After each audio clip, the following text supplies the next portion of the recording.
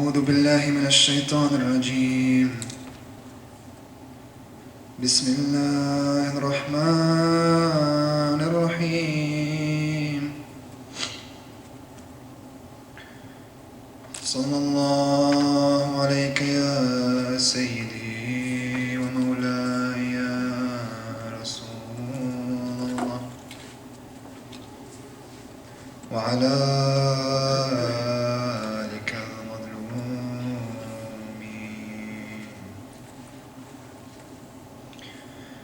صلى الله عليك يا سيدي ومولاي يا أبا عبد الله يا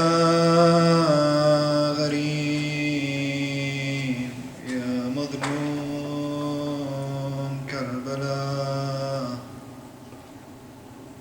لعن الله الظالمين لكم. يا ليتنا كنا معكم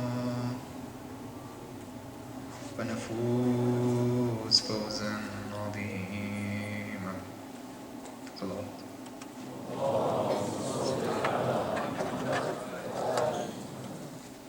Assalamu alaikum wa rahmatullahi wa barakatuh. Yesterday we spoke about the religion as a whole, and then we divided it into aqa'id and fiqh, the belief system and the system of law. And we touched more upon the belief system. We talked a bit on tawheed, a bit on nabuwah, a little bit on imama, leading into tonight's lecture. If you are to look for an ideology in this world, like Islam and what it says about the insan, about the human being, you will not find an ideology that has as much to say as Islam does. First of all, when it comes to the ruh, the soul of the human being, in the way that it's connected to Allah subhanahu wa ta'ala, it has so much to say about that. Then it comes to the aql, the intellect, and it says so much about knowledge and the importance of seeking knowledge. Then to the nafs, and the nafs and the ruh are different things. The ruh is the soul before it's attached to the body. The nafs is after it's attached to the body. So your relationships with your parents, with your spouses, with your children, your feelings and your emotions, Islam has a lot to say about that as well. Your akhlaq. And then to your body, your jasad, and how much narrations are available for us telling us how to keep our bodies healthy. Islam has a complete system for the human being in order to achieve happiness, which is the reason that we are on earth and why God created us. Now God created us for this reason. There must be a system for us to reach this happiness. And we must understand that this system is not for the benefit of God. It's not for the benefit of Allah subhanahu wa ta'ala. He doesn't benefit anything, nor does He get hurt if we don't adhere to these laws. They are for us to achieve this happiness. And nothing worth achieving is achieved easily. If you find around the world right now, you look at a country that everything is available to them, you'd see suicide rates are very high. For example, Japan. They're much better off than third world countries, but you see people are unhappy. When something comes to you so easily, you don't give it the appreciation that it deserves. The happiness that we reach comes after we struggle to attain that happiness through these laws that Allah puts down with Allah subhanahu wa ta'ala. Again, He doesn't benefit anything, nor does He get hurt if we do not adhere to these laws. Now, we spoke that we proved Allah's existence yesterday. Then we said there must be a prophet and an imam. But what happens with the imams and ghaiba? Then where do we go? How do we know about this system and the information that it provides for us? How do we achieve our happiness now? There's no imam to go to. He's alive, but we don't have access to him. So where do we go? The imam told us, go to the scholars who narrate his traditions. So we look for those scholars. We have to look for those scholars. Now someone here might say, I don't want to follow anyone. What's the difference between me and Sayyid Sistani? It's not because he told you must follow me. It's because the rational intellect tells you if you don't know something, you either study it yourself, which we can do, which is called ijtihad, or you go to the expert and you ask him the same way you go to a doctor when you're sick. You go to the doctor so that he may tell you what's wrong. You don't perform any surgery on yourself ever, if you had to. So in the same way, if you say that this person might make a mistake, this scholar might make a mistake, how can I follow him with everything? I'll tell you the doctor can make a mistake as well. Doesn't mean that we don't go to the doctors anymore. You still go. Yeah, he's not imam, he's not infallible, but it's the closest that we can get. Unless someone feels that they have the time and capacity and energy to go and dedicate their lives to the study of Islam. Now, in the same way, I'm using the doctor reference quite a bit tonight. In the same way that if you go to a doctor, you want to know that he's qualified, he'd have a certificate, you know which university he went to, for example. The same way these scholars have the same thing. You'd want to know where he got his certificate from. That's usually known between the rest of the ulama in the hawza, the great ulama. They call them Ahl al-Khibra. These experts, it just needs two experts to say that this person is okay to be followed. They call Ahl al-Khibra, and this is how he becomes a marja. Now, rationally speaking, again, we would follow the most knowledgeable one of those maraja, the most knowledgeable one of those teachers, those scholars. The same way you'd want to go to the best doctor. Now, you might ask, who's the most knowledgeable? This is for you to research. You ask the ulama, you ask the experts. Usually, they narrow it down to about 5 or 6, and you are allowed to choose between any one of those 5 or 6. Now, I wanted to explain this in the beginning because a lot of us do taqleed in the wrong way. We just follow what our parents follow, and that's not actually taqleed. So you can't follow it based on that. It doesn't work. That's batil. So you guys should research this so that your taqleed can be okay, and then all your a'mal are accepted, inshallah. Salam Muhammad wa Muhammad. Every night, inshallah, for like 3-4 minutes before I start the lecture, I'm going to give just a little bit on ahkam, like this one, so that you can benefit in terms of law as well. A few months ago, I wrote an article as a reply to another article that I saw online. I'm not sure if you guys read it. It was called Practicing Islam in Short Shorts. And it was going viral. It was all over Facebook. So I clicked on the article and I read it. And the sister, she was talking about practicing Islam in short shorts. So she starts the article by saying that she's at a store and she sees a woman in a hijab. And this girl, she's wearing short shorts and her hair is out and cleavage. But she wants to go up to this woman in a headscarf and say, Assalamu alaikum, I'm also a Muslim and I was also brought up in a family like yours and I have so much in common with you. But she felt that if she was to do that, she would be judged by this woman. So she couldn't get herself to do it. So she wrote an article about it. Now she said she smokes weed, she prays sometimes. She doesn't wear the hijab. But that doesn't make her not a Muslim, and no one's allowed to judge her for that.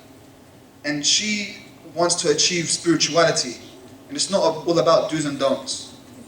And that she finds spirituality in Buddhism of all things. So I wanted to write an article as a reply. If you go on Google and you write Islam in short shorts, you find the article and you find my reply to it as well. And then my one went viral too, because of her one was so famous. Now, when it went viral, I got contacted by the Huffington Post to go on a show with the sister so we may talk about the issue. I told them okay, and I researched for like 2-3 days and I had everything ready. And when the day came for us to have the interview, I didn't get the call. So I thought, what happened? And I clicked onto the show and I realized what happened. It completely changed.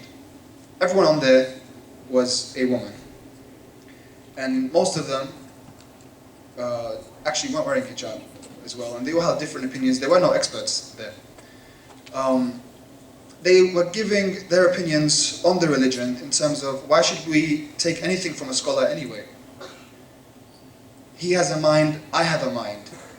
I've read Surah Yasin 32 times. Every single time I read it, I came out with a different conclusion. So why should I take anyone else's tafsir or any other scholar's tafsir? That was their point. So I find this ideology around quite a bit, and I wanted to touch upon it, and that's why I wanted to mention this introduction. Because why do we have to adhere to do's and don'ts? Is what the sister doing a right thing or not? Is it okay or not? Is hijab traditional or not? Does she have to stick to all these laws? And what's the reason for it? What's the morality behind it?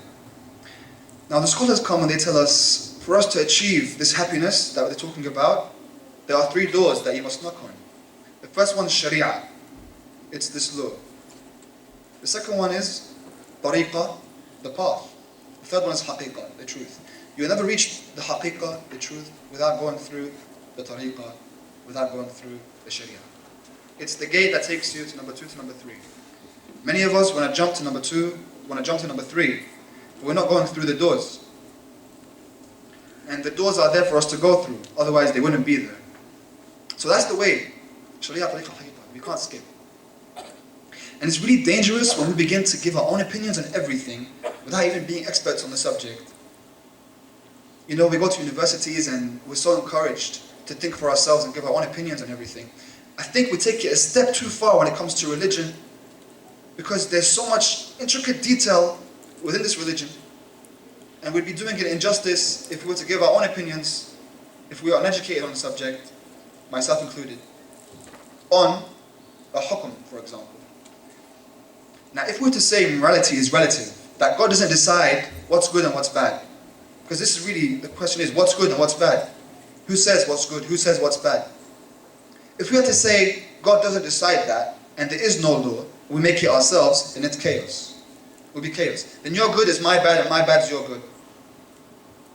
That's a dictator's dream, by the way. Then the blacks were enslaved for 400 years, and it's okay.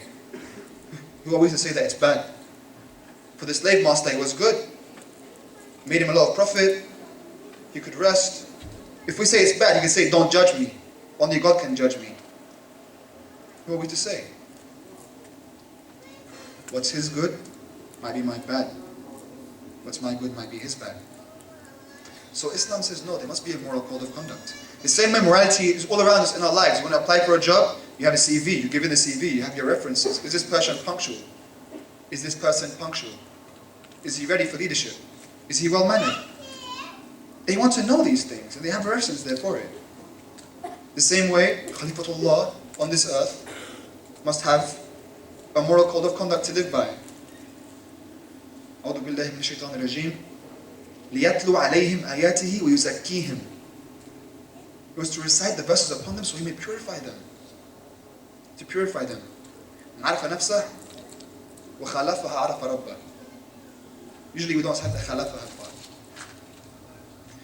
This religion was put here to purify us. We're purified through the struggle, through sticking to these rules. Sallallahu Muhammad wa Muhammad.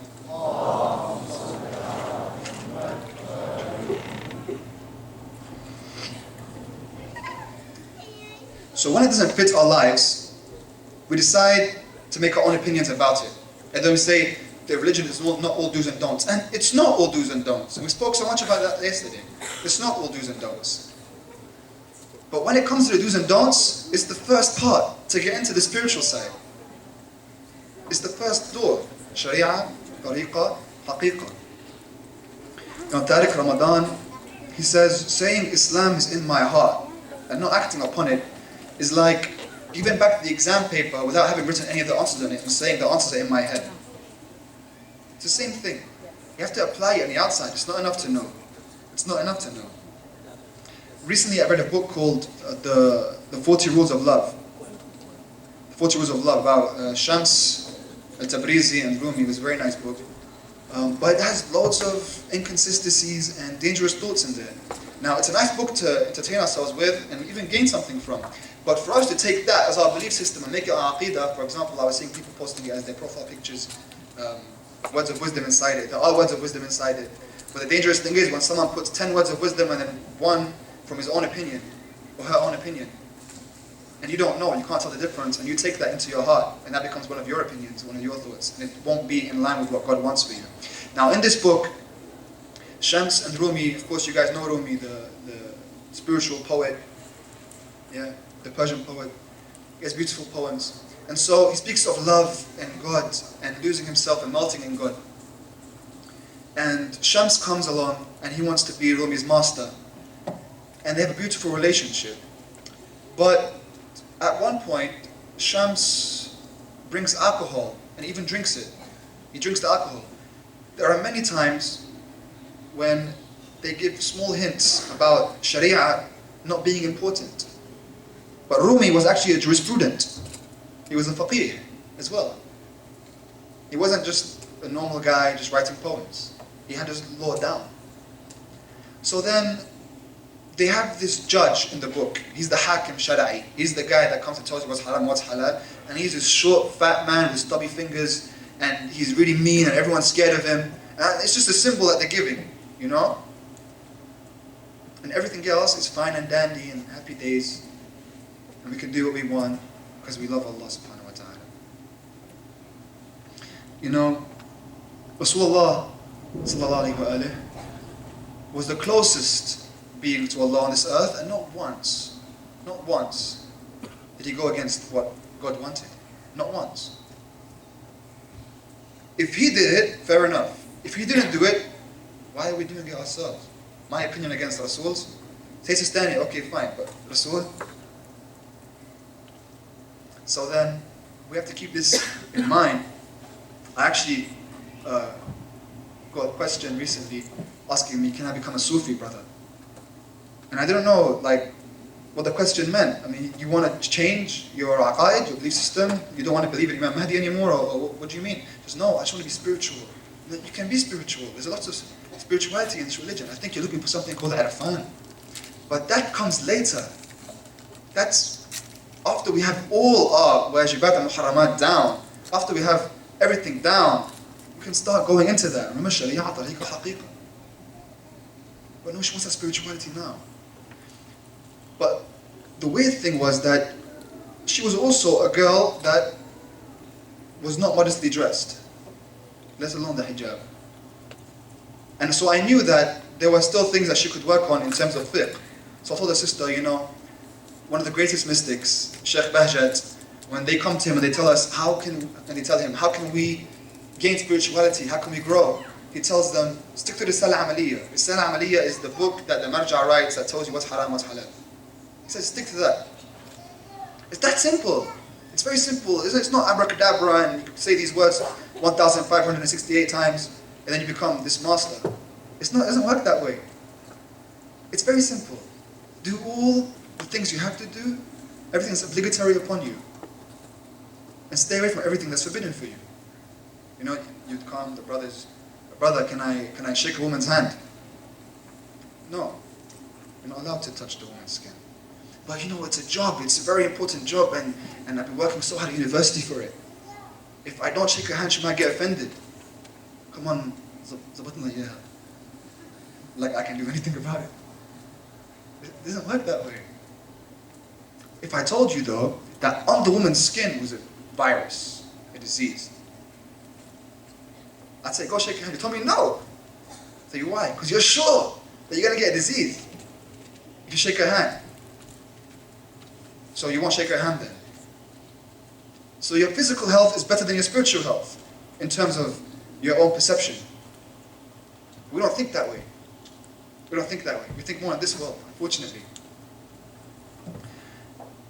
And when it comes to hijab, I don't want to alienate anyone here who doesn't wear a hijab. Sometimes sisters who don't wear a hijab are on a better path than sisters who are wearing hijab.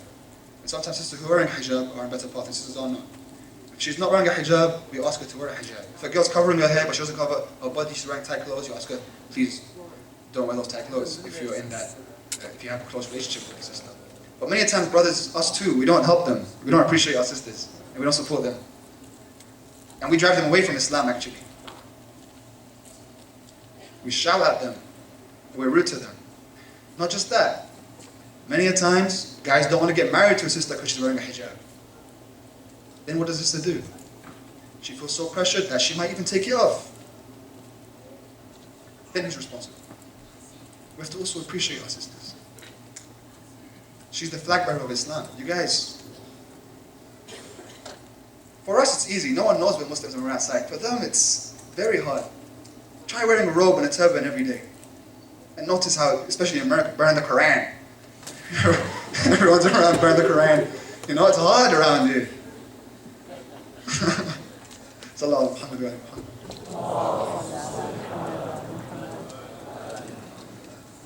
Now in any war, The flag bearer is the one that you go to kill, then the whole army falls apart. I'm telling you, sisters are a flag bearer. Because she's the one that is wearing the license. She's telling everyone, I'm the Muslim. She's the flag. You have to protect the flag bearer. If she goes, we go. You guys go, we all go. Very important. أعوذ بالله من الشيطان الرجيم إن كنتم تحبون الله فاتبعوني يحببكم الله. If you love God, follow me. God will love you. The Prophet is saying that. Just follow me. Follow my way. Follow my actions. True love is not ishq and giving, just talking about ishq and giving everything to God and melting in Him. But then doing everything He doesn't want me to do. It's doing what He wants you to do. That's love. Doing what He wants you to do. You go through the door. You go through the door. It's like lifting weights. Okay? When you go to the gym, you're all amped. And sorry, this is an example, maybe it's not for you, maybe it is. You want to go to the gym, you're amped, you want to get the heavy weights, and you start lifting, and someone tells you, hey, you know, if you want to get those six-pack abs, you have to go do some cardio every day. You have to do 40 minutes of cardio. Cardio? I don't want to do any cardio. It's boring. Running 40 minutes a day is so tedious. Yeah, but you're never going to get the perfect body if you don't want to do the cardio. You want to stick to the weights, the fun part, fine. You're not going to get everything you want out of it. That's the same way in everything. There's two things. It's the part you like and the part that you don't like. The part that you don't like is actually what counts. It's what's going to take you that step extra. Nabi Isa alayhi salam, he has this narration. He says, you will never reach that which you want unless you abandon that which you desire. And you will not have what you like unless by patience of that which you dislike. So if you're up at night and you're praying Salat al-Layl, fantastic. That's great. But then in the morning you're listening to music. Then what? Doing the good stuff is great. But that's also the easy part. The hard part is staying away. Sheikh Bahjat, again mentioning him because there is anonymous opinion on his ilm. Sheikh Bahjat was so great. Sayyid al-Qadi, the legend of the Arafah, he prayed behind him when he was 20 years old. So Sheikh Bahjat has this letter. He doesn't talk very much, so his letters are very golden. He has this letter where he advises people based on the question he always gets, how do we achieve spirituality? So he says to them, he says, some ask for advice. If they mean that they want to sit and listen, then I can't do that. He's an old man, he can't always sit down and lecture people. But if they are after Kalimat, the motto of the words, everything, the bullseye, the thing that works, the lub, the kernel,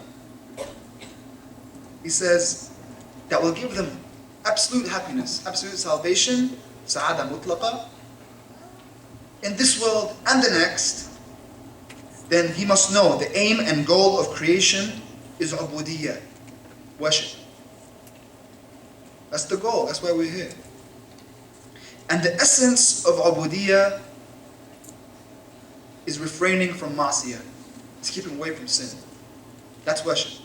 The whole thing is keeping away from sin. That's if there's one rule that you should take away from these 10 days, one rule that you will achieve happiness from, stay away from sin. One rule. Number one. وَمَا خَلَقْنَا الْجِنَّ وَالْإِنسِ إِلَّا لِيَعْبُدُونَ. We did not create jinn and mankind except to worship me. But the Imam Sadiq alayhi salam comes along and he says, أي ليعرفون, to know him. Not just worship him, to know him. To know him. In worshipping him, you know him. In knowing him, you're worshipping him. The same way we say, I'm going out for a bite to eat.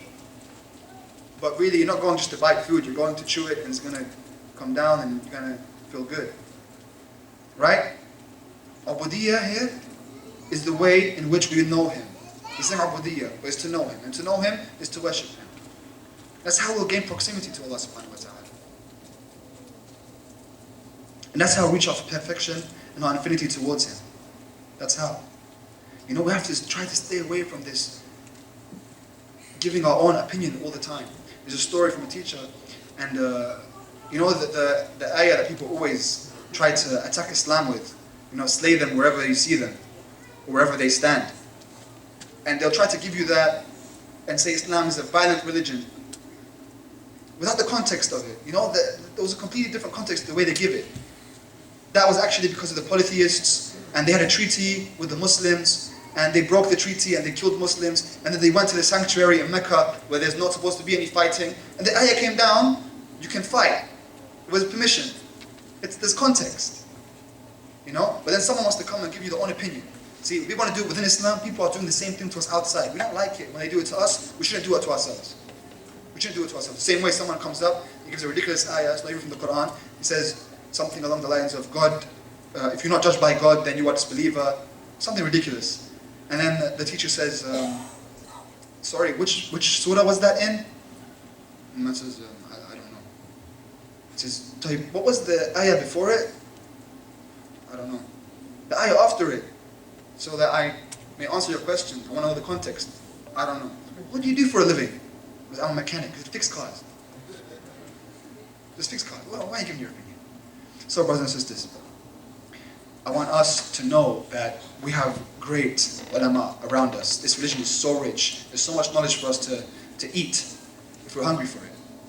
And in going to that, humbling ourselves, not trying to impose our own opinion on everyone else, and making this religion be what we want it to be, submit. The whole point is that you submit to it so that you may love truly. Sallu ala Muhammad wa ali Muhammad. Inshallah, we'll be going to the majlis now.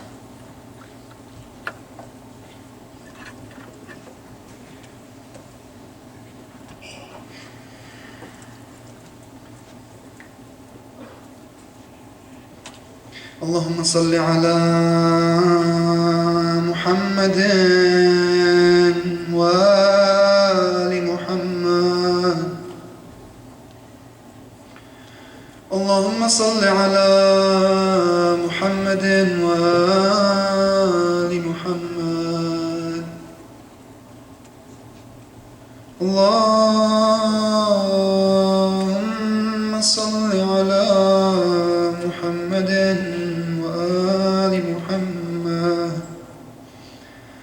Imam al-Hussain is in Mecca.